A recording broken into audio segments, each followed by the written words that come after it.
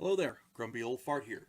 I do a series of videos called Technophobe because in my opinion, our technology is far outdistancing our wisdom. Uh, most technology is benign, it's neutral, it's not good or evil. But what some people do with it is pure evil. It's not what it is, it's how it's used, essentially. Um, for those of you who don't know, you're watching this now on YouTube. YouTube is part of this, big tech. You're on Facebook. Facebook is part of this, big tech. You ever search anything on Google? Google's part of this. It's big tech. Twitter is also part of this. Let's look and see what I'm talking about. The CEOs from Apple, Amazon, Facebook, Google, they sat before the House on Capitol Hill on the 30th, uh, July the 30th. And they faced inquiries and had to answer to allegations of unfair business practices, antitrust law violations, close ties with China, and anti-conservative bias. And what I mean by anti-conservative bias is, and Jim Jordan outlined this, he was very specific. He said big tech is out to get conservatives. Google and YouTube censors any information contradicting the World Health Organization. The World Health Organization lies to us constantly. And if we contradict them, if we put any information out there that's the truth that contradicts them, we're censored for it.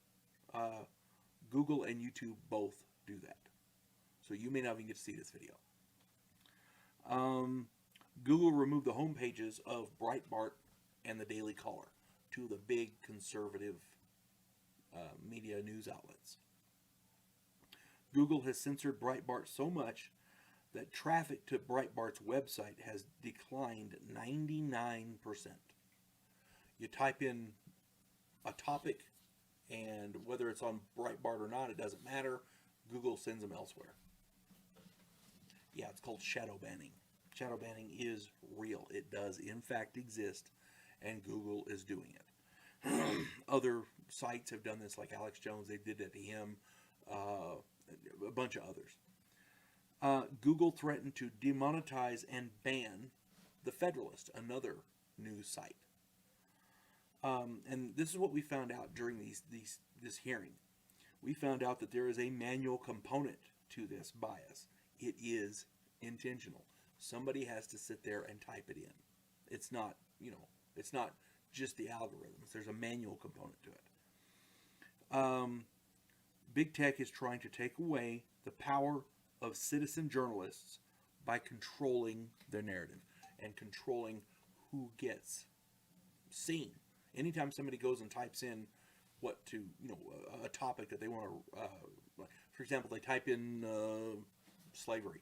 Everything that Google will bring up is leftist-leaning articles on slavery. It may not even be the truth. We don't know, but you won't go to any conservative sites for that. Google is directly benefiting China and is trying to turn America into China.